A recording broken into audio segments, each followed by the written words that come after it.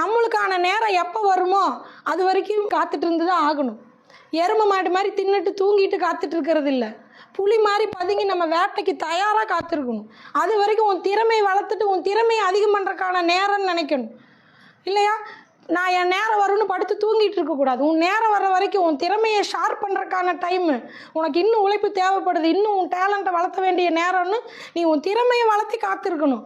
அப்போ உன் நேரம் வரும்போது ஆண்டவன் உன்னை தூக்கி எங்கேயோ உட்கார வைப்பான்.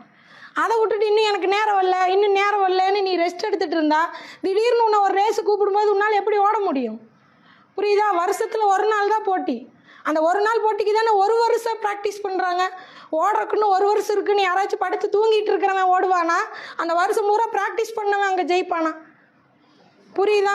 உனக்கான நேரம் வரும். எப்போவுமே உனக்கான நேரம் இல்லை. ஆனால் உன் நேரம் வரும்போது நீ தயாராக இருந்தால் மட்டும்தான் உன்னால் ஜெயிக்க முடியும். உன் நேரம் இல்லைன்னு சொல்லி நீ விட்டுட்டு என்னை